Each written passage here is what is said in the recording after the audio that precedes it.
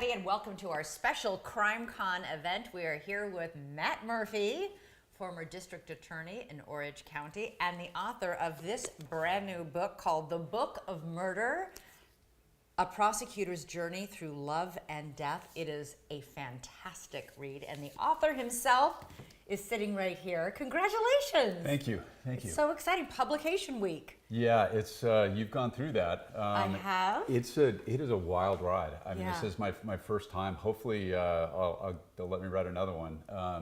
It has been an experience. It really has. The publishing world is different than anything I've ever done before. Why did you decide to write this? You know, I mean, I spent 26 years in that office, and there are, you kind of learn to become a storyteller when you stand up in front of juries over and over again. And I just had so many fascinating experiences, and I wanted to share them. And in a way, I wanted people to know about all the hardworking folks behind the scenes, like the forensic scientists that nobody ever talks about, and the detectives. And we've got Larry Montgomery as one of the people on here tonight. And there's, as the prosecutor, you get to be the face of the case. Yeah. But there are people that work so hard that never really get much credit. And I wanted to put that in the book. I forgot to introduce myself to everybody. I'm Elizabeth Vargas. I anchor a show on NewsNation called Elizabeth Vargas Reports. We're not very imaginative, I guess, there. But Matt and I met back when we were both doing, I was the anchor of 2020 for 15 years, and you do a lot. You're the chief legal analyst for ABC News. You've also appeared on my show, iCrime. First of all, you're fantastic in all these documentaries, which is what 2020 now is. It's just a pure documentary. Let's go through the stats here. How many years did you prosecute homicides in Orange County? 17 years. And how many cases did you win? 52 in the unit. How many did you lose? 0. Okay. Yeah. And before that, you were a prosecutor in the sex crimes unit. Yes. How many cases did you win there? 17. And how many did you lose? Yeah, that'd be a 0. Okay. Be a 0. So you are the rare thing in the world of prosecuting attorneys. You have never lost a case.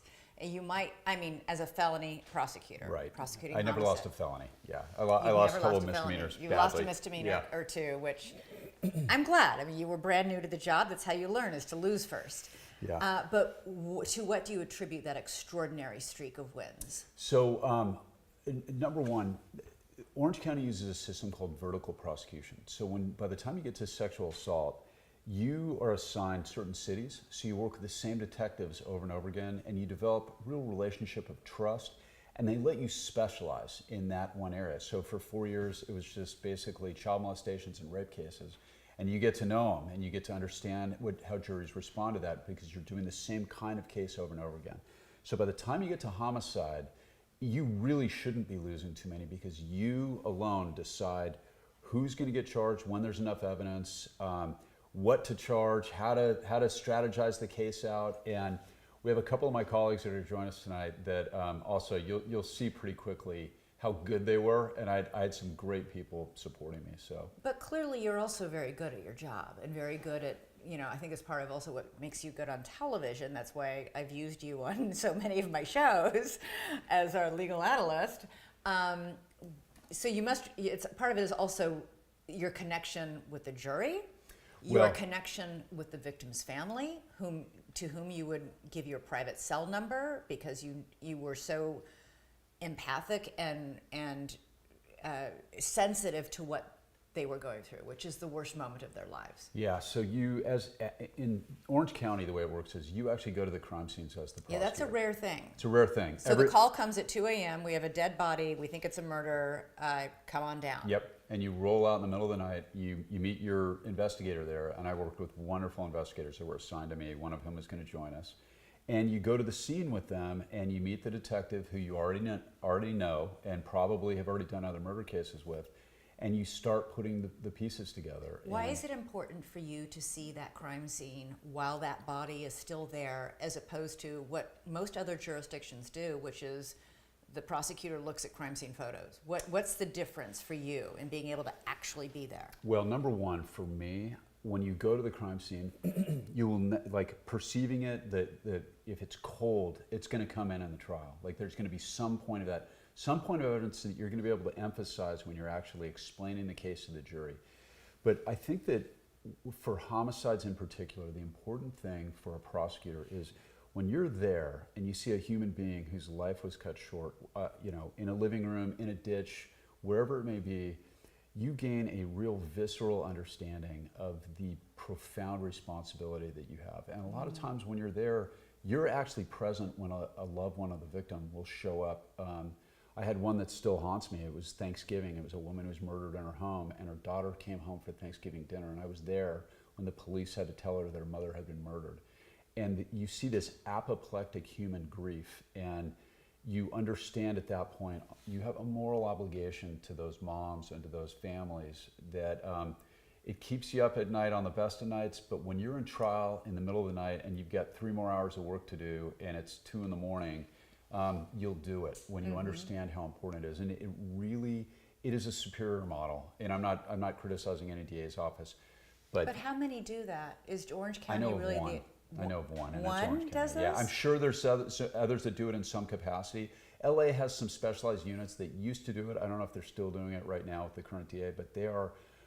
It's just you develop a relationship of confidence and trust with the detectives, and then as a prosecutor, one of your primary responsibilities is to ensure that the constitutional rights of a defendant are scrupulously adhered to. And when you have that relationship with detectives, if a warrant isn't cutting it, you can ask them to rewrite it or include critical information or make sure it's done right. And you do that to protect the rights of the defendant, but also to ensure that the case isn't getting reversed. And especially when you're working with those families, you don't want them to have to go through it twice. You go through a lot of, during your time with the prosecutor's office, you prosecuted some of the most high-profile murder cases ever in this country, several of which have spawned documentaries on 2020, Dateline 48 Hours. One of them is, there's going to be a movie coming out next month based on the dating game killer. We'll talk about that a little bit more in a minute.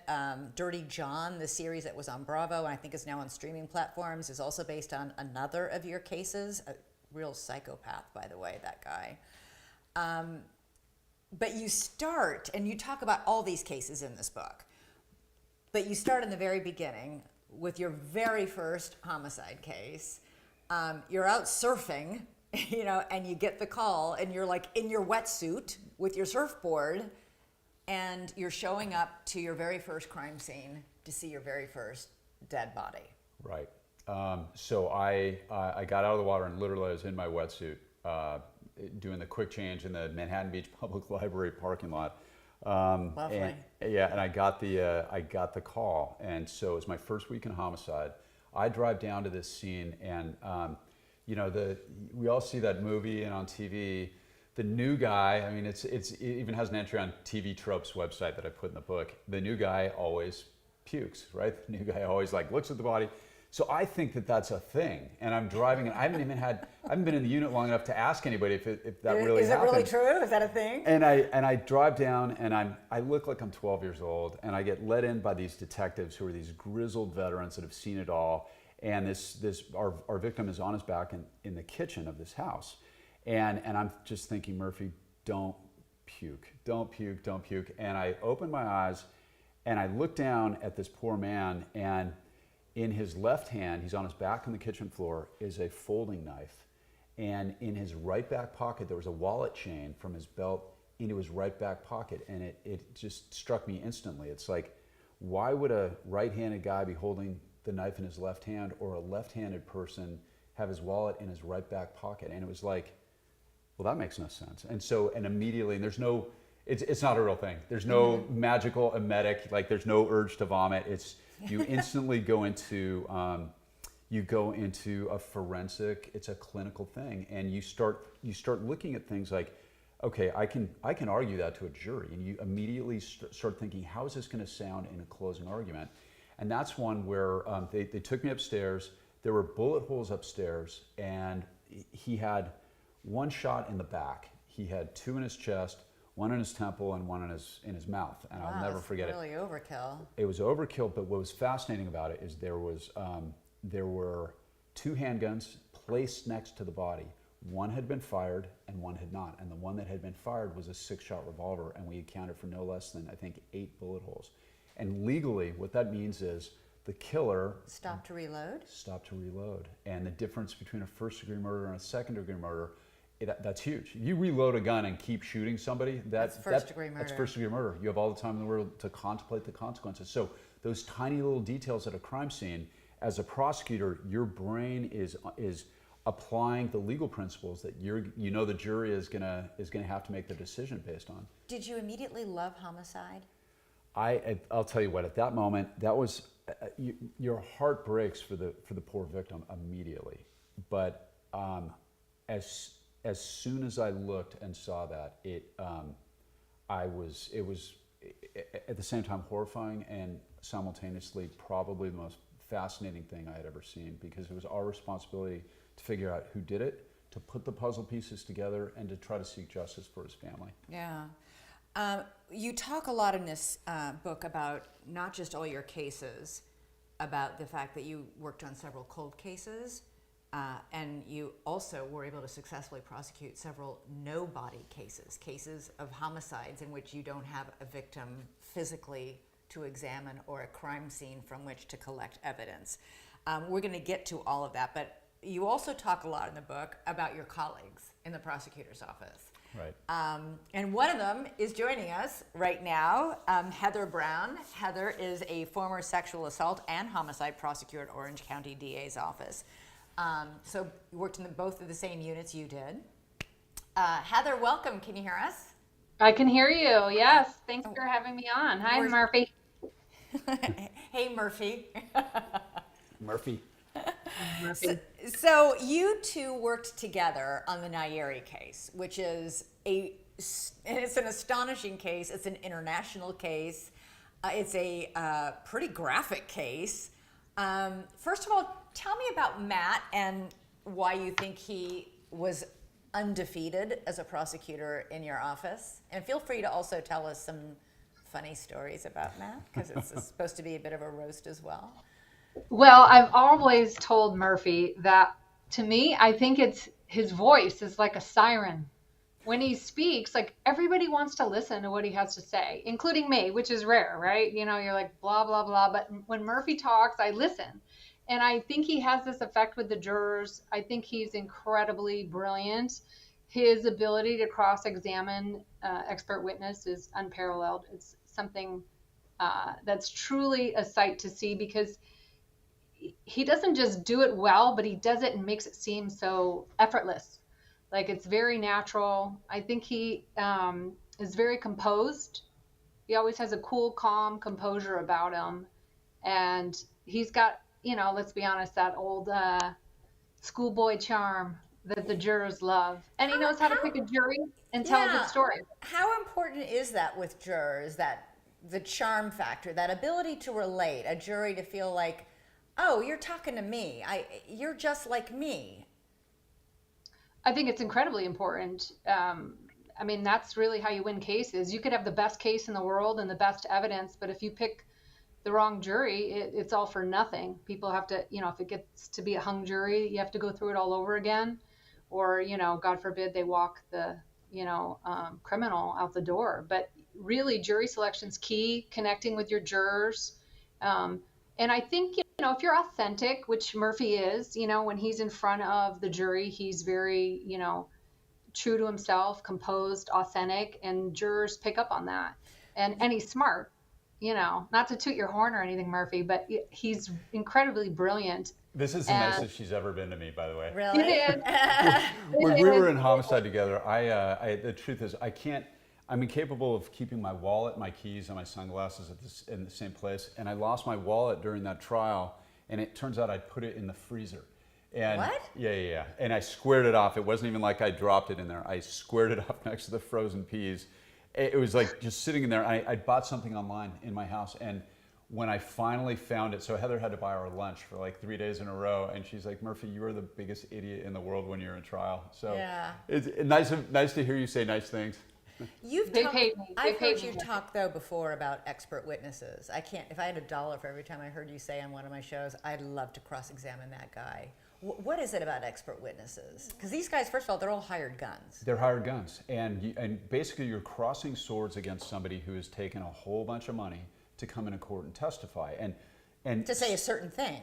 to say a certain thing, and some of them are actually pretty honest, and you can draw out on things that actually help your case, and they'll call it fair and square.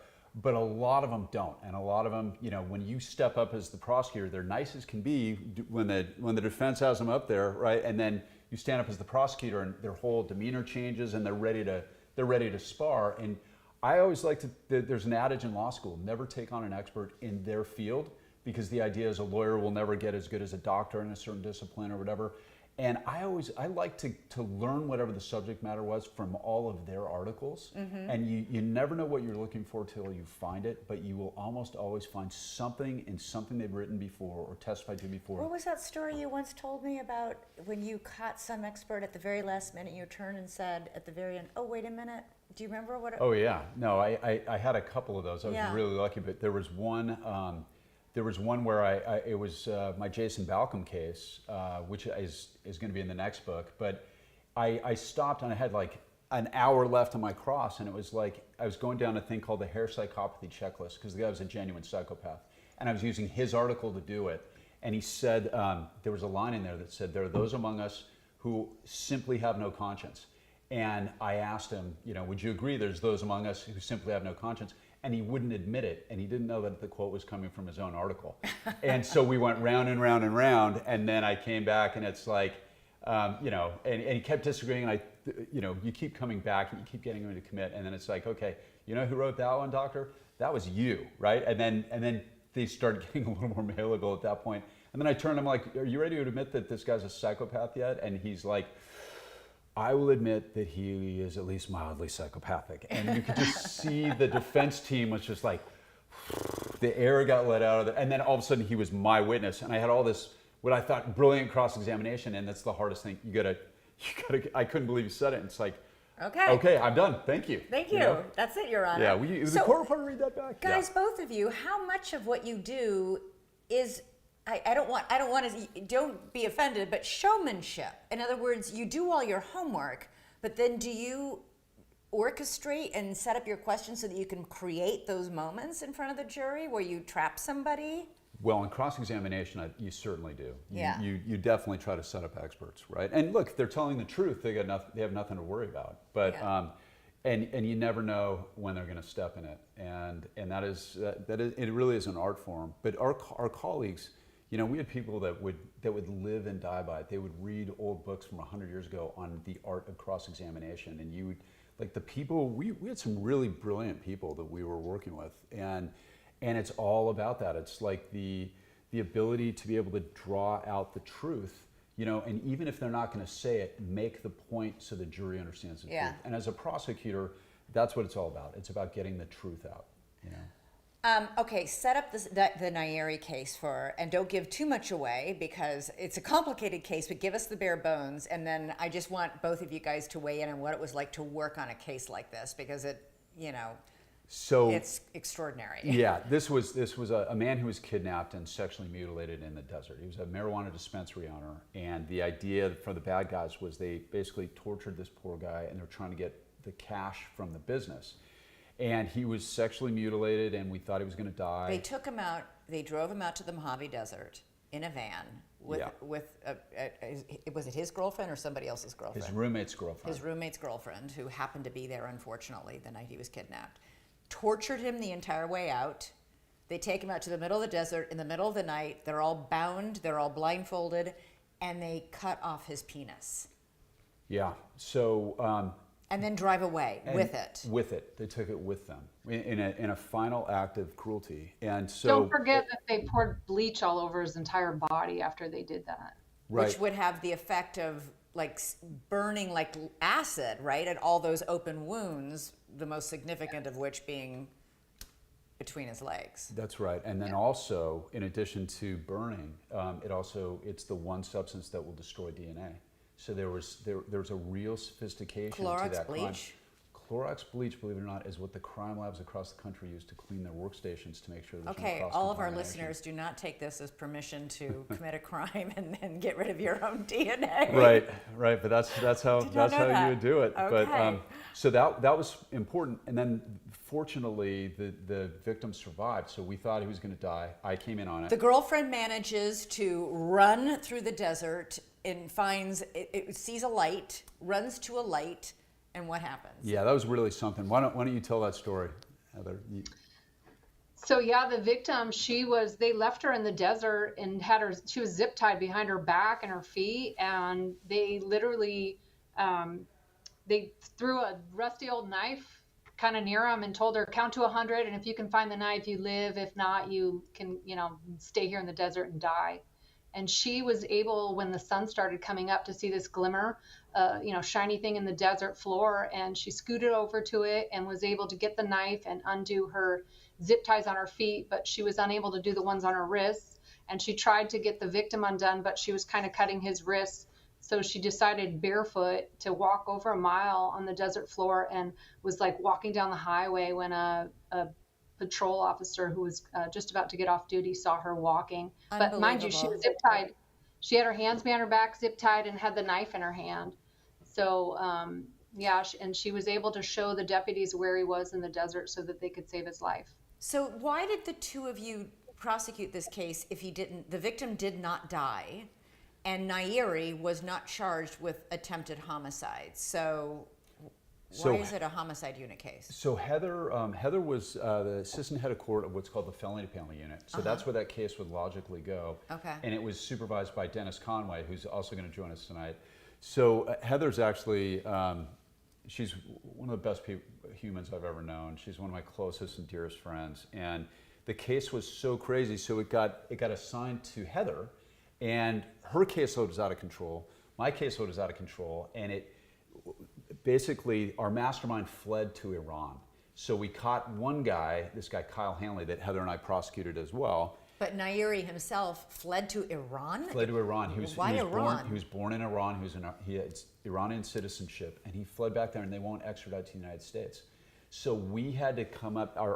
This kidnapping kept getting more and more complicated, and so this was one where, even though it wasn't a homicide case, I actually had always wanted to try a case with Heather. And in Orange County, we do one lawyer, one case is typically the way it's done. But if there's somebody that I was ever going to try a case with, we've been talking about it for years, and it just kind of worked out that way, where it's like, hey, let's do this one together, because it's going to take so much work. So what we had to do is we had to basically lure him out of Iran and throw a net on him in the Czech Republic. And you did that by flipping the wife. We got his wife, and Heather and I did what's called a proffer, and she came in with Lou Rosenblum, who is my former supervisor, one of the best lawyers I've ever seen, representing her. And fundamentally, it's a prosecutor's job to do the right thing. And so this was a woman that we thought was redeemable, and she was married to this horrific psychopathic guy. But we thought we could maybe kill two birds with one stone, right? Like, give her a chance to do the right thing. She wouldn't have to spend her life in prison. We could get the real mastermind out of Iran. So basically, I still can't believe it worked. But it took us a year. And Heather and Ryan Peters, who was the CAP sergeant at Newport Police Department, and the work that went into that was just incredible. And Erin Rowe, who's another colleague of ours, who's now a Superior Court judge, she arranged for all the international cooperation with the Czech border police, and we basically routed them from Iran to the Czech Republic, and then from the Czech Republic, there was a ticket to Spain, but the idea was to catch him in the Czech Republic, and that's what we did. But then, because he was connecting through Prague? We flew him through Prague because they were extradition friendly. And then we get him back to Orange County. We're toasting champagne glasses. It's like big giant win. And then what happened, Heather? And then we got that fateful call in the middle of the night that Hossein and two others had escaped from Orange County Jail. How did they do that? Escape from Alcatraz, right? They tunnel out. They tunnel out. There's like a grate that they had removed from the wall. They tunnel out, rappelled off the roof, drive off to Northern California, and then I will never forget this. We had a safety briefing because he left my photo and Heather's photo on his bunk when he left. So that's a little clear, chilling. That's a clear threat. So everybody loves Heather Brown. The woman on the screen, everybody I know except for Susan Schroeder loves you to death. And Heather, so everybody was very concerned about Heather and her kids. So they're like, Heather, don't worry. We're going to have a patrol car outside your house. You're safe. Don't worry about a thing. And then it came in, and I'm like, and what about me? And they're like, you drive safe. Drive safe on the way home. Yeah. I just want to wrap up the Nyeri story with one thing because you were just telling the story to my son Zachary and I, and Zachary asked you, well, couldn't they sew the penis back on? And the fact is they couldn't because they didn't have it. And you made a point of this in your trial. What did you say? Right. So Heather let me cross Hussein Nyeri when he testified, and I don't think anybody has ever hated me more than in my entire life. Like that guy just absolutely. Nyeri had a visceral hatred for me. I'm sure he hated Heather too because he read all the stuff the way we basically turned his wife against him. So I asked him. It's like, hey, one last question for you. Why couldn't you just leave it there so they could reattach it? And he threatened me from the stand. He said, you are done. You are done. And I'm like, what do you mean I'm done? And he goes, you personally are done. And it was chilling, but that's what we wanted. We wanted him to, it's called. Because then you then said to the jury, what? Then in closing arguments, like, ladies and gentlemen, think about this. This is a guy threatening a criminal prosecutor. He's in literally front of a judge, surrounded by armed guards. We've got bailiffs in the courtroom. I've got an armed investigator with me at all times, and he's doing it literally in between a Superior Court judge and you folks. You as a jury, imagine what that guy's like in a van when he's not getting what he wants in the middle of the night in the middle of the desert. Yeah. And you could just kind of see them. The jury's head started nodding, and So I got to do that with one of my closest and dearest friends. And that was the last trial of my career, and I had to get re-sworn in. My last day as a DA was the day we took the verdict in that case. Wow. So yeah, it was really special to do that with Heather. Well, Heather, it's great to meet you. I should say you're now in private practice. You're special counsel at the civil law firm Fight for Survivors. You've also started a podcast, so you have had a colorful and successful life post-district attorney as well. Yes, I've been very busy, and the illustrious Matt Murphy was kind enough to join me and be one of my first guests on the podcast. It's called Defeating the Darkness.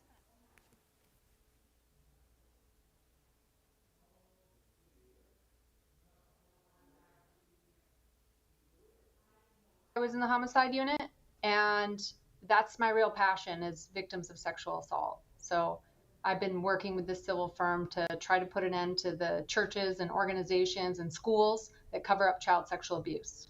That is so important. Thank you for doing that work. That's really amazing. Heather, great to meet you. Yeah, great to meet you. I've heard many wonderful things about you. So. Oh, well, thank you so much. All right, Matt, you've got a stack of books on the desk in front of you that people have asked you to sign, I think to give them sort of personal, stories, inscriptions. Do you have a pen there? A couple Sharpies? Yep. So let's make those out. To Jen Russell. Oh, she's a winner. Jen Russell is the winner. I guess, is that what you're supposed to write? As you write these out, I know you can handle this. Talk a little bit about your writing process. How did you, because I have to be honest, this is beautifully written, this book. Thank you. So I got a place here in New York City, and I would wake up in the morning and I'd basically go to Central Park, and I would sit on a bench in Central Park and I would write until my legs started to fall asleep, and then I'd do a circle around the park, around the reservoir, and then I'd find another bench and keep writing. And every day just write a little bit more and a little bit more. And it was actually a lot more fun than I thought it was going to be. And telling these old stories and kind of sharing them with a different audience, I really enjoyed it. Keep writing. Yeah. because I want your fans to get their specially autographed copies. I was struck by something that you talked about, I think it's about midway through the book, about the fact that a lot of the people in the prosecutors unit had tough lives. Some might even describe them as broken lives. And you think that was part of what made them all so good at what they did. Yeah, I think that the best detectives and the best prosecutors are people that know the dark, if that makes sense. It's people that Because they've experienced it or seen it? because they have experienced it, they've seen it, they've gone through it, and a lot of prosecutors really, you become a bully fighter. That's fundamentally the job. You become a fighter of bullies, and these guys had all had some real struggles in their lives, and they were just an amazing group. And why do you think that makes them, you say seeing or experiencing the dark or the darkness makes you a better prosecutor? Why is that? Because they've had to fight it. They've had to fight it in their own lives in one form or another, and it makes them better prosecutors. And they want to stay, and they're driven by something other than financial enrichment. So I've got a special embosser that I got what is ordered. that? So cool. It has the motto of the Homicide unit, and it is Fiat Justitia Ruat Sabellum, and my law firm, and that means may justice be done though the heavens may fall. Okay. I like that. Fantastic. All right, so that's our first. This was for Jen Russell, I think. Yep. Yes, and next is for Cheryl Copian. Okay, let's talk a little bit while you're doing that. This will be an easy one, about the Dirty John case, because this is a case about a man who I think you could have ended up prosecuting for homicide at some point, but who actually ended up being the victim of not a homicide. It was a crime. You were able to investigate and rule it was in self-defense. People are familiar with this case because a hugely popular show, Dirty John, was made about it, starring Connie Britton, I believe. It was on Bravo. I think it's streaming on one of the platforms now. This guy was a con man and a sociopath of a degree that everybody in his life who encountered him, most were terrified of him. And Yeah. he managed to con his way in to this one woman and her life, and clearly targeted her because she was beautiful and wealthy. This guy is the online dating boogeyman. He really is. He is. At a time when a lot of people are doing just that. Right. I mean, post-COVID, it's so normal for people to meet online, and John Meehan is he is the worst nightmare of anybody that has done that. He was charming. He was handsome. He would hold himself out as a anesthesiologist, and he was Said actually he was a doctor. He was not. Yeah, he was a nurse anesthetist at one point before they pulled his license for stealing medication from his patients, if you can imagine that. Wow. He'd been to prison, and he was the boogeyman. And what he would do is he would essentially lure sort of vulnerable, lonely, older women with money, and he would woo them and charm them and try to marry them, and then he would stalk them and extort them and do everything he could to try to take from them. And what he wound up doing is, it's called filicide. He planned to murder the daughter of a woman named Deborah Newell, who he had married. And she was coming home with her dog, and Cash was an Australian Shepherd, and he jumps out of a car, and he weighed about 240 pounds, and he stabbed her, and the fight was on, and somehow Cash bit him. She kicks the knife out of his hand. I mean, this never happens. And she grabs the knife and winds up stabbing him and killing him. And that story ends one way, and it ends with her in a ditch. And because of Cash, and her name is Tara Newell, and her heroism, she killed her would-be 240-pound assailant. And inside his car, we found handcuffs, a loaded firearm, duct tape. It was a catch and kill kit. He was going to murder her, and then this investigation with Newport wound up, it just got crazier and crazier. And, one of the primary responsibilities of a prosecutor is to, to make sure that justice is done. And so that was one that I had the great pleasure of getting to work through that investigation and clear her of any and all criminal wrongdoing in that. You talk about that case in this book as well. You actually tipped a reporter off at the LA Times to this story, which is what led to Dirty John, the show, actually happening. I hope you got royalties for that. Oh yeah, I got royalties. I got all of the sliders I could eat the night of the premiere with Connie Britton and Eric Bana. And I was in line to meet Eric Bana, and he was masterful in it. And I didn't even get to meet him because there were so many people that wanted to shake his hand, and I was like, and then the casting director came up to me at that thing, and she goes, "Hey, I can't believe you didn't want to do the cameo." And I'm like, "I totally would have done the cameo." And it turns out that it got lost somewhere when they contacted the office, and I didn't get to do it. But so it was too good a story not to share with the world. It is an unbelievable story. Oh, you got to sign another book. They're saying. This is to Susie Reschke. And I'm going to sign this one right now and emboss it. Oh, that's so great. That's nice from Susie. The thing that I was so shocked about with this Dirty John story is that Deborah takes this guy in and marries this guy, even as her own children are all adamant that this dude is bad news. We don't, and there's a huge schism. He forces her, Dirty John, to choose between John and her kids, and she chooses John. She chose, she did. I mean, this is that's the vulnerable type of person that he would find, and I felt really sorry for her and the daughters, and it was but it could have been so much worse. Yeah. And Tara's the sweetest, nicest person. So I called my friend Chris Godford at the LA Times, figured he'd write an article about it. And instead, he wrote a 6-part series. He turned it into Dirty John. By the way, everybody should read that. You can Google it, look it up. It's a fantastic series by a fantastic reporter. Okay, as you sign your book, I'm going to introduce our next guest, because you've been talking about what a team you had at the district attorney's office. We are happy to welcome Larry Montgomery to the show. Larry, hi, I'm Elizabeth. You know Matt. No, that's Dennis. Dennis. Oh, is it Dennis? I thought Why Larry is Dennis's up here. face so red? Okay, Dennis. Sorry about that. Fine. They gave me a different name. Hey, Dennis, I've heard a lot of stories about you. All good ones. You came to be a district attorney in a very unorthodox way. You want to tell our audience about it? I didn't go to college.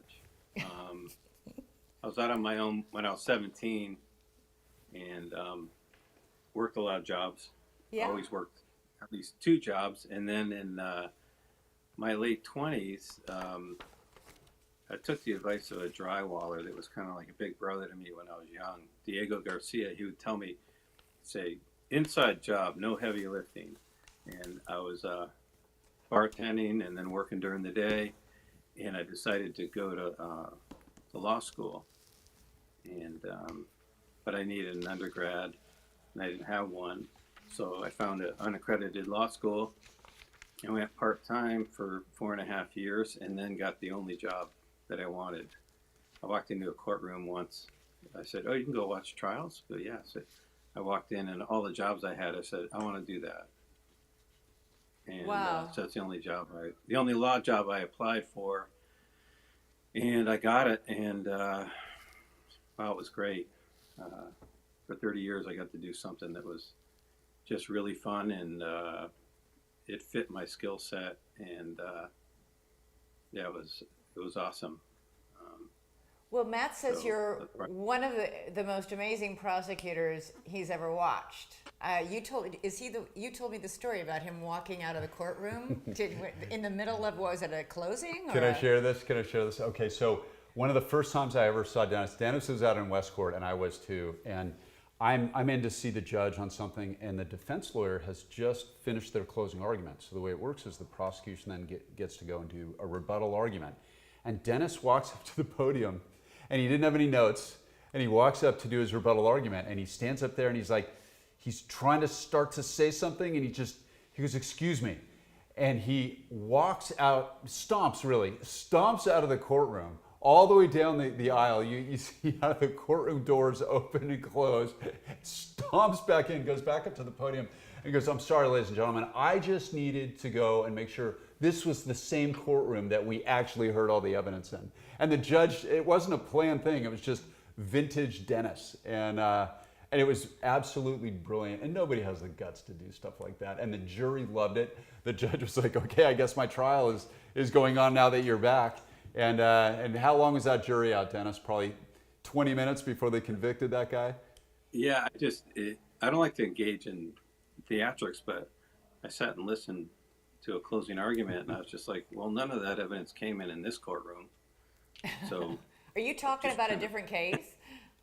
yeah, it's like, well, I don't know what they just talked about, but none of that came in this courtroom. But yeah, it's a really fun job, and what makes it really fun is and satisfying is working with your friends and in the office and brainstorming cases and talking about cases, constructing cases, bouncing cases off them, and with investigators like Larry Montgomery or the detectives from the police department. That's what makes it. People should take advantage of that. Our office has over 250 lawyers, and why would you not go run your case by somebody? Invariably, they're going to come up with an idea or something you hadn't thought about. Mm-hmm. And if they don't, then the worst thing that happens is you go, "Oh, I got a handle on the case." And that's why Matt talks about us being a team. And Is that an unusual thing, do you think? Is it, Dennis, is it different at that Orange County DA's office? Is it different from other law firms? Like, I'm just struck by the fact that both of you, both very, very talented lawyers, spent a long time serving the public when you could have been serving yourselves and working in private practice and making a ton of money, to instead serve the public in this way. yeah, it's so gratifying if you can get by on the money. And it's just, I used to think when we go to work, and Matt, I know, feels the same way, and people that really like the job, I don't think it's that unusual, because I've talked to prosecutors from Los Angeles and Riverside, and a lot of them feel the same way, which is why they work for less money. They could be making 3 or 4 times the money out in private practice. But how many people on the planet not only don't mind going to work, not only don't dread going to work, but actually look forward to going to work? I think Matt will agree with me that our job, it was very rare that you had a day that you were, your worst days, you don't mind going to work. And that's a pretty special thing, and it's because what we did on so many levels is so gratifying. Yeah, I think another part of that too, Dennis, is getting to work with our crew, especially in Homicide. It was such a fascinating bunch of guys, and including women. And we would, Mike Murray, one of our colleagues and now a Superior Court judge, he would always say, when you're in trial against one of us, you're in trial against all of us. And look at this. So this is the old Homicide unit. That's Larry Yellen, Mike Murray, they're both Superior Court judges. Kevin Haskins there to my left, he's also a Superior Court judge. Dennis, Jim Mulgrew, who is our Ritz guy, who's a phenomenal lawyer. Then on the bottom row, you've got Lou Rosenblum on the right, who's our supervisor. Howard Gundy, also known as the Gunderbless, who is fantastic. Dennis had nicknames for everybody, by the way. And in the corner... What was your nickname? I was just Murph. I got away. I got out pretty easy. But the woman in the corner, that's CCR, Carolyn Carlisle Rains, she went to Yale Law. She was sophisticated. She was brilliant.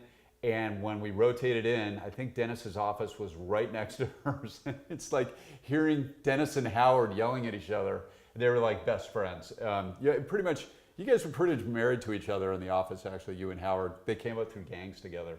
And I just remember there's this absolutely super sophisticated, very genteel, wonderful woman, and she was right in between Dennis and Howard, who would be like, all day long.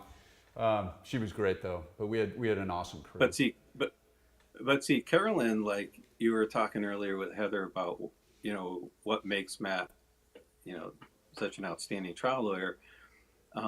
You're recognizing in the homicide unit group, you look around, you go, oh, they're OCD, they care, they're perfectionists, they care about the case, and they're thick-skinned, and they're a brawler, and that's why as regal and sophisticated as someone like Carolyn is, or as quiet as some of the other people are, they have that in that.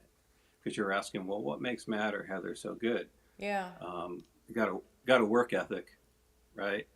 And they're OCD. They don't want to fail. They push themselves. They're detail oriented. You can't be afraid of hard work when you do this job. How many years were you in the DA's office prosecuting homicides, Dennis? Well, I retired as an assistant. That's why your correction on your introduction. I retired in 2020 as an assistant. Now I work part-time in the office doing some work, but I officially retired. But I was in the office for 30 years. Wow. And I did 21 homicides. But what was incredible about the unit I went in with is Matt and those other people, they stayed in the unit for 15 years. And they got upwards of 50 homicides. I mean, that's just extraordinary, that level of experience that we had.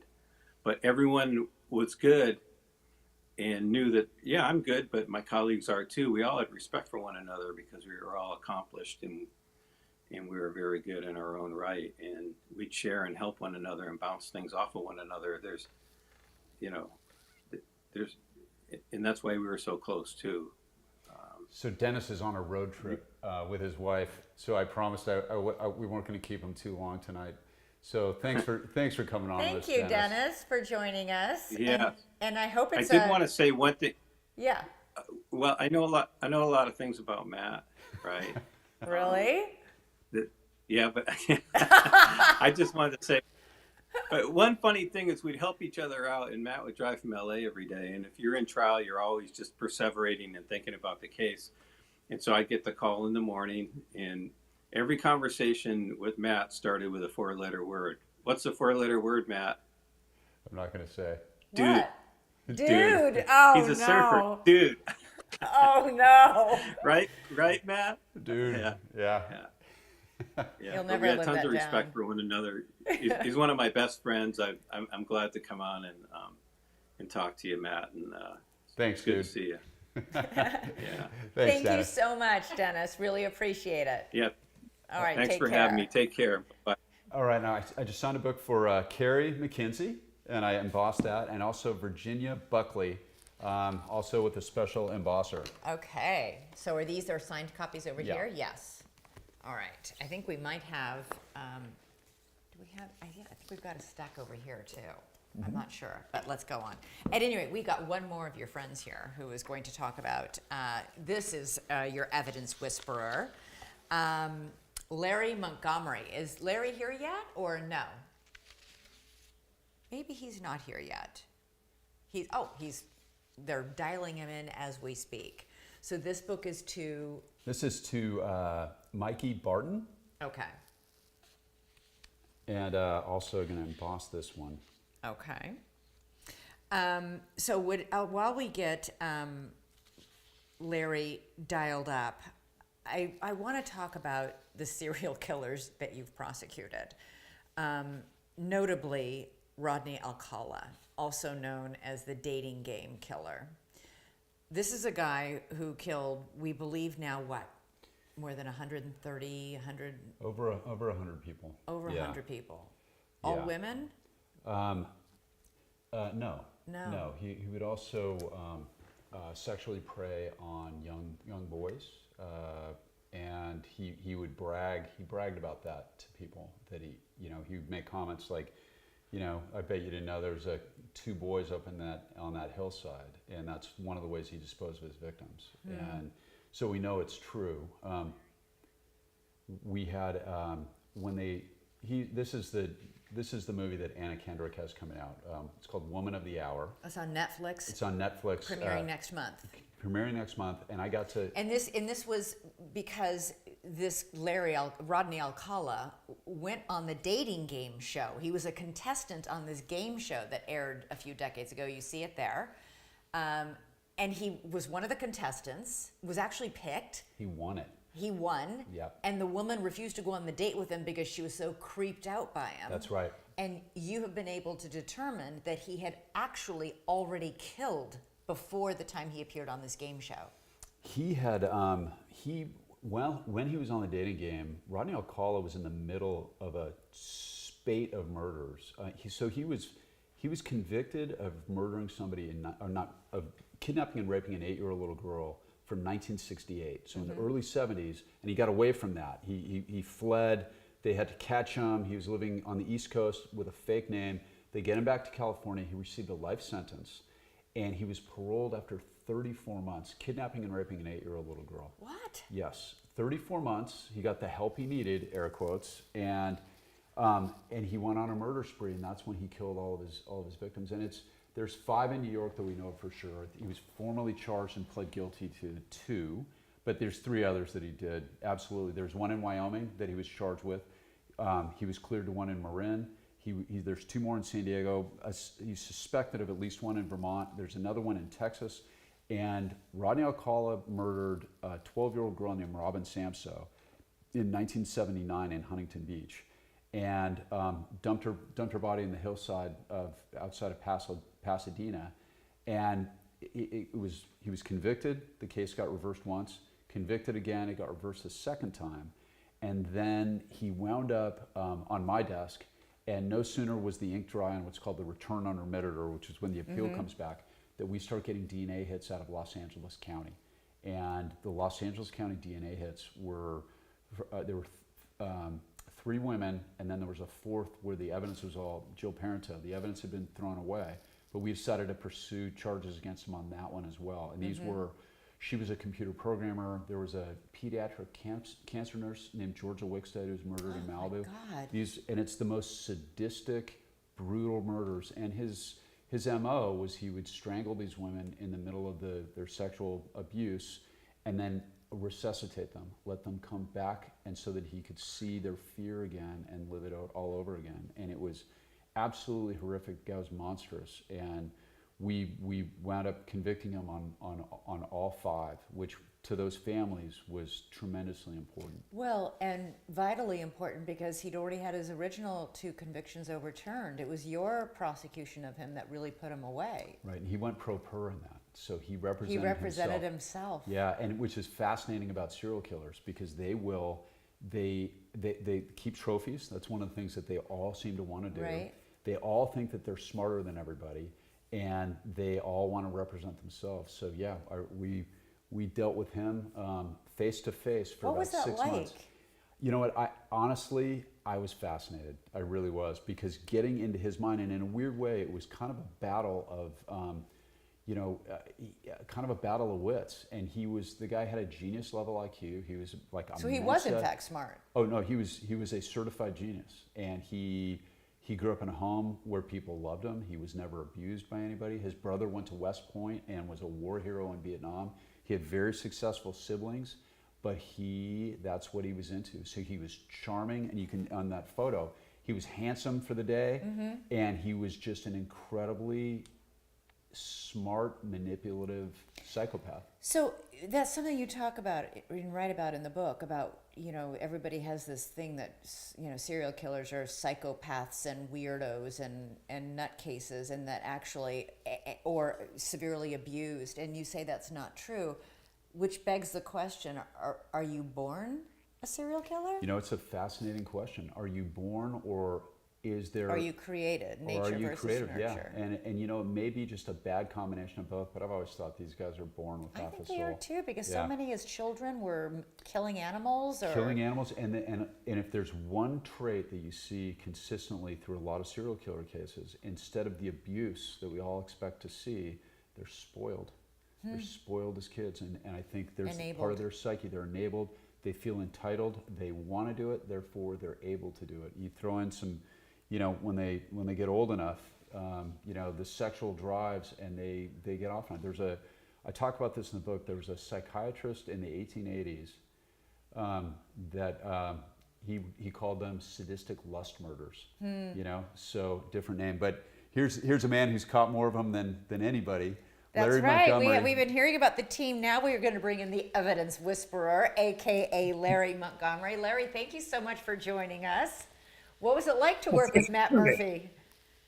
How was it? Yeah, what was it like? He and I had a very good relationship. We learned a lot through the years that we went together and had cases. And he really helped me when I actually was at Irvine PD for many years, and we had several homicides there that he handled through me as one of the investigators.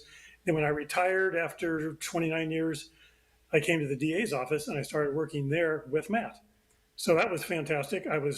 He and I always think on the same level pretty much in terms of what we're trying to do and how we try to solve the stuff. And then shortly after working with Matt for about a year and a half, 2 years, and I was just his investigator helping put the cases on, I got this opportunity to leave Matt and go to a unit which just did cold cases. And so for the next several years, 6, 7 years, I worked cold cases. I could pick any case I wanted. I could work anything I wanted to work on it and try to solve them. They've all been worked heavily by the agencies that had them, and really good jobs have been done, but they just couldn't get over the hump of being able to prove the guilt of the people that were involved. And we did fantastic. We were able to solve at least 6 cases and get the actual suspect. And it was fascinating because Matt and I and the investigators from the agencies worked like a team effort. And I got to do things that nobody got to do. I mean, I got to take any case I wanted as long as I wanted, figuring out how to do it, and use techniques that probably weren't used before so much in order to prove the actual truth. So Larry, you worked with Matt on the case regarding the murder of Kathy Torres, which was a cold case. And I'm just curious, before we get into that, why do they call you the evidence whisperer? That was another case that I had that went to Dateline, and it was a 2-hour show that I delved into the murder of a young girl named Eklund. And she was missing for a decade, and we were able to figure out who did it. I was able to prove who did it, and we were able to find the body at a place that the suspect worked at during the time that she disappeared. And so it was a long, involved case, and that's where I got that name. But is it because you're so good at you answer that, Matt? Why is he so renowned? And Because Larry, what's his gift? here's the thing. Obsession is something that is bad for almost any aspect of your life. Unless you're a homicide detective, his attention to detail was just unmatched by anybody I've ever met. And Clearly, though, all these other agencies and all these other detectives and all these other investigators had missed it. Right. Well, Larry, everybody knows Larry is special. Larry and I did the Tom and Jackie Hawks case together. We did the Bill McLaughlin case together, where we got to notify, after 15 years that we were filing charges, we get to notify the family. Oh, wow. Yeah, and Larry was, they let him grandfather in at Irvine Police Department and let him just be a detective. So a lot of people, a lot of professions have that moment where you can get promoted and then you're just managing people, whatever it is. And I never wanted to do that in the DA's office. I never put in for management, even though it's more money.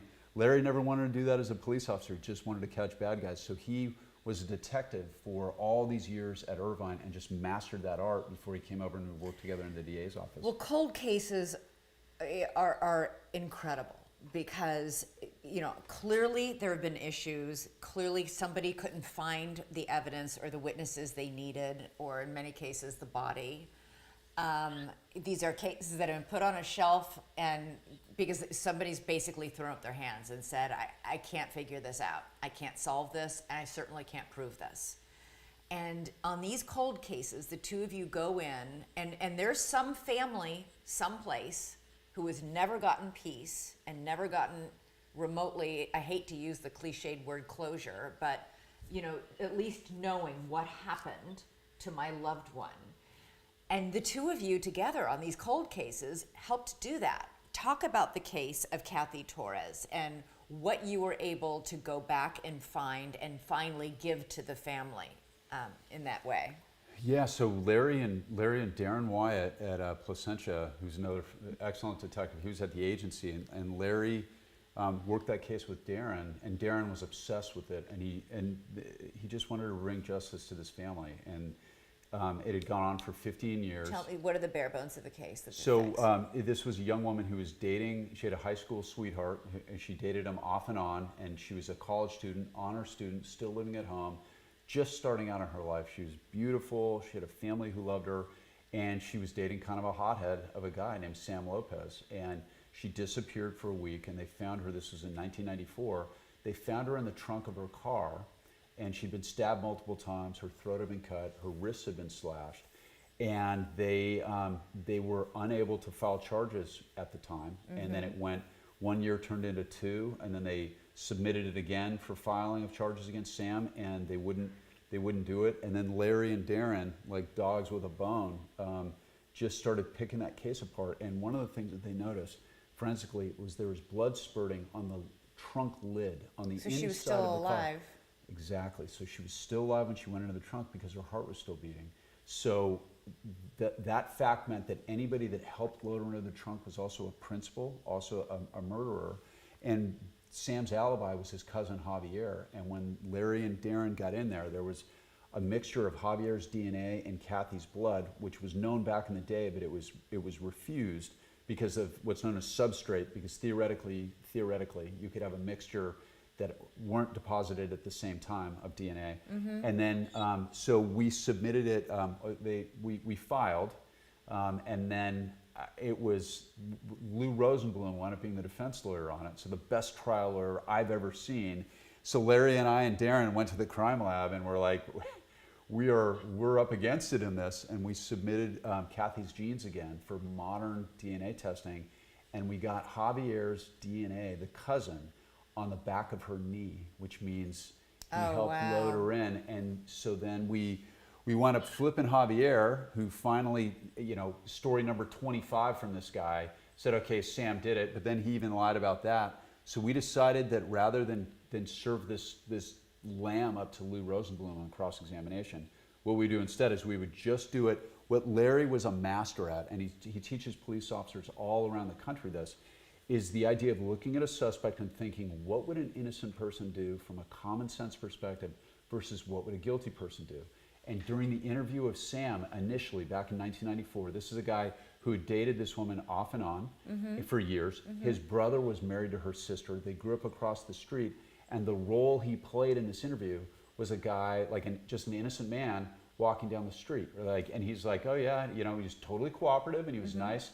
He didn't ask how she died for 40 minutes. So Larry and I don't know how many hours we spent going through this, and it was like, how is this going to present to a jury? And it's like, and Larry hit the nail on the head. He came into my office and he goes, think about it.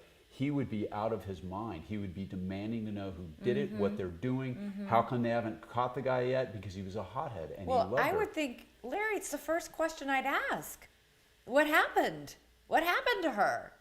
The fact that he never asks what happened to her it's crazy. Yeah, it is a very interesting situation when you have somebody who is actually guilty and they are being interviewed or they're in a room. People that are innocent, they have certain feelings. They have, in this case, if he's innocent, his love of his life that he's very into, wanted to elope with her. Yeah. That would be something, if she disappeared, which she did for a week, that guy would be searching everywhere for her. He'd be going to wherever she hangs out, talking to every people, call people up, finding out where the hell she is because he wanted to leave with her. He's at home, doing not much of anything. And it's just, you start to look at just that alone. And then you start you look at every detail of his life, of what he does or doesn't do, and it doesn't match the truth. Right. And so the truth is there. It's just, and the truth is that he did it. And it was just a matter of, I mean, when he was interviewed 2 days after she disappeared, he's in there being interviewed, and he's not saying, he's not doing anything. He's killed her already. We know that later on, but you know, he did kill her, but he's just being just very low key. And it's like, why is he low key? Why isn't he pissed and upset? Frantic. And at one point he even says something about her, or that she's gone, and he made a comment that didn't match. It matched actually that she was murdered or that she was killed, and he had to stop in mid-sentence and change it when he realized, oh crap, she hasn't been found yet. Nobody knows she's dead, so he had to stop and change his demeanor and his actual words that he spoke. And so it was very fascinating to see later on when her body's found, like maybe 5 days later, her body's found, and he's brought in to be interviewed. And it is again, I'm linking, you look at his personality and you talk to everybody or you look at everything that people saw about him, and he was angry. He was a guy that was, you know, do it my way or, you know, that type of thing. And here he is, he now knows that the girl that he loved is dead. He's been told she's dead. Didn't ask where was she found. He already knew that. Didn't have to ask, but he didn't ask. And he didn't ask like well, what happened to her or anything. He's being told things and he's listening, and he's trying to act as calm as he can be. Why would you be calm if your love of your life has been killed and you just found out? Why wouldn't you be just, but instead, he's very demure, and then there's a point where the cops have to leave to talk to somebody and be out of the office or out of the room that he's in, and he's in this little place. And they leave, and he goes, let's see, here's a Coke can, huh? What's in this? Interesting, got a hat, and he takes his hat off and is like, what? Oh man, and he's trying to get the hat clean, and he stands up and he kind of looks at the walls and kind of, what is that made out? Yeah, interesting. You've got to be kidding me.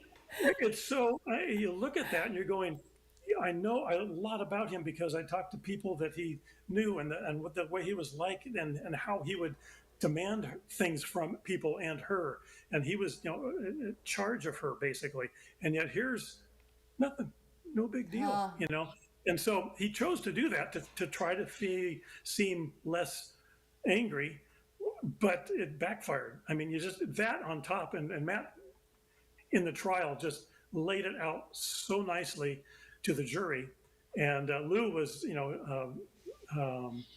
very good attorney. And Matt did an outstanding job of getting the actual jury themselves, the jurors, to understand the lies that were told and how it doesn't fit. And normally, I found on every case I found just about 60 things that were consistent with the guilt. We were never going to use all 60 in a trial, but we would use, Matt in this case, or in most cases, would give maybe 6 of those to a jury. And then he would tell the jury, ladies and gentlemen, go back into deliberation and listen to these recordings again. Listen to the suspect. Listen to what he says and doesn't say. Listen to what he does and doesn't do. And listen to what the actual words are. And I'll bet you'll find more. We know that there's 55 more that we found. Is the jury going to find more by using this technique? Yeah. And he gave them that technique. And a lot of times, in many cases, they would come back, yes, he's guilty, and we want to talk to you. And they would come in and talk to us.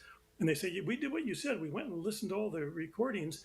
And what we found was, and they start naming off things. And I've got my 60 here. And I'm going, yeah, we got that one, we got that one, we got that one. All of a sudden, they come up with a great one that I missed and Matt missed. But 12 people got it, and they come up with 2 or 3 excellent ones. Even though we had 60, there's 3 more that were really good. And the technique, though, is finding the truth, and they were able to find the truth. What was the motive? Why did he kill her? He was. She had another boyfriend, and he was very jealous. And jealous they weren't dating at the time. It's basically jealous rage, and they were. The jury came back with a first-degree murder on that Wow. because of the we argued the first few stabs can be, you know, second-degree, like, passionate thing, but by the time he's cutting wrists and cutting her throat, Oh, and she's still alive. she's still alive when he loaded her in the trunk, and that's what made it a first-degree murder. And then at sentencing, I'd never seen this before, and this is a brilliant move by Lou. He apologized to the family and admitted everything. He said, "Yep, the DA was right, the investigator was right. That's the way it went down. They figured it out, and I am so sorry for putting the family through it." And it was brilliant because that is going to be looked on very kindly by the parole board, and they convicted him of a first-degree murder. Like, that was. Is he still in prison? He is now. Yeah, he's coming up for parole again pretty soon, and the family will go up and attend, and hopefully they don't release him.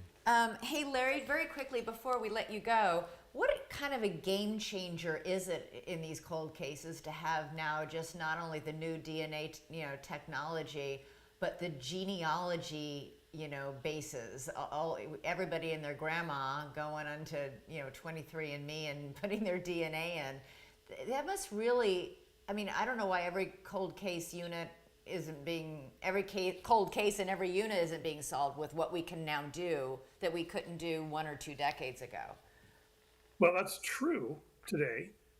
However, because like what you just said, there wasn't always all this evidence to be found to actually guarantee somebody did it.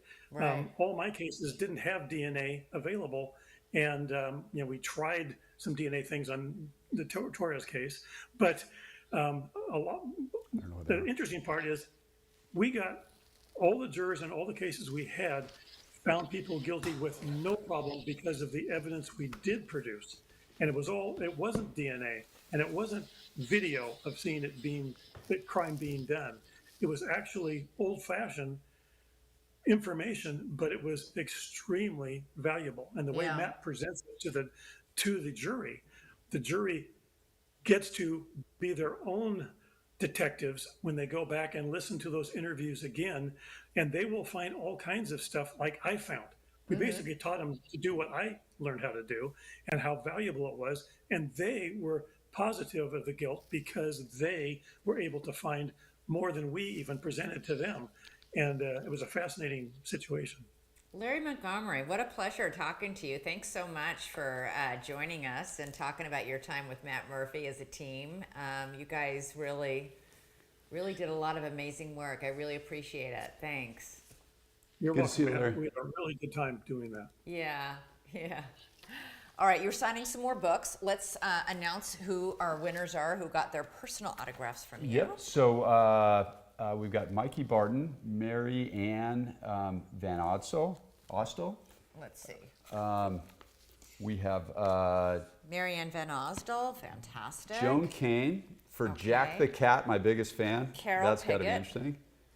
Okay, have you done this one you've done. This is Mikey Barton, fantastic. And your last one, did you put your seal on these Yep. all? All right, well, I think we're going to wrap up our talk here on CrimeCon. Thank you so much. Oh, we have one We have a question. Hold Okay. on. All right. Don't go anywhere. What's our question? Let's see. Does somebody put that up on a monitor for me, or do you want to just tell me? Oh, here it is. If there was one case or person you could prosecute, who would that be, past or present? I love that question.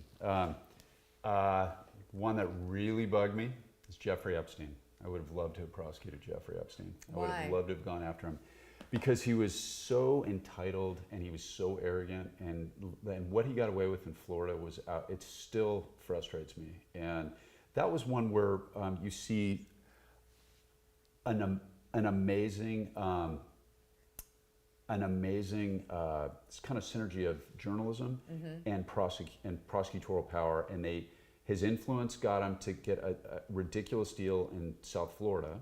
It was insane. Unbelievable. And Vanity Fair did not run that article, shamefully.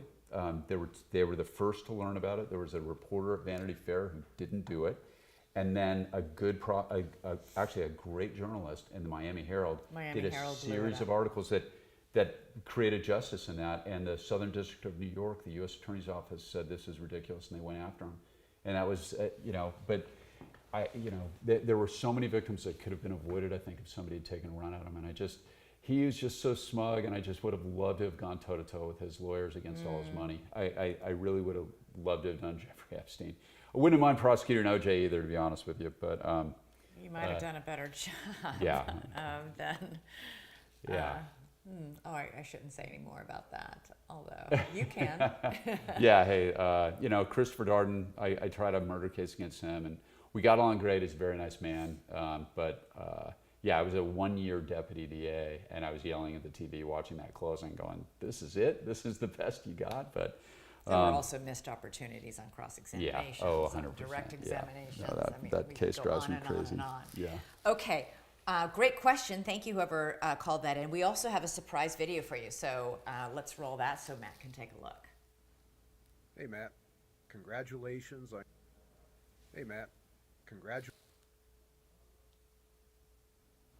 Hey, Matt. Congratulations on your book being published. Welcome to the True Crime Author Club. I look forward to spending some time with you on the crime cruise, and good luck with any of the touring you may be doing. Take care. Oh, nice. So it was a congratulations from Paul Holes. Paul was my lead on the Golden State Killer case. So he had that. Paul also worked with me on America's Most Wanted. Yeah. And I interviewed Paul after his memoir came out. Yeah. As Paul's well. a great guy. Yeah. Paul's a great guy. So that was a little technical difficulties on that, but yeah. We'll fix that maybe when it's posted online. Yeah. And you can actually see the video from Paul Holes. Well, Matt Murphy, the book is amazing. I encourage everybody to read it, to buy it. It's called The Book of Murder, A Prosecutor's Journey Through Love and Death. It hit store shelves and Amazon's site on Tuesday. Congratulations. Thank you It's so a much. beautiful book. Thank you so much, and thank you for doing this tonight. My pleasure. And thank you for joining us. Have a good night. Okay. All right, we done?